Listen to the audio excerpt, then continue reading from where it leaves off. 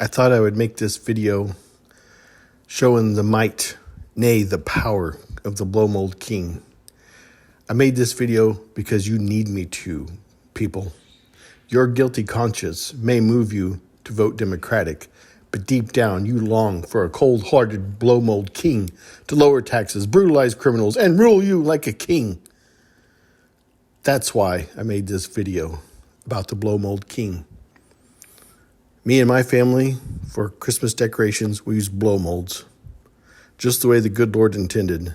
None of this new age crap with these blow-up things and the first 15-mile-an-hour wind, and they're off 2 blocks over. No, sir. None of that new age crap here. You are witnessing the presence of the Blow Mold King. Enjoy.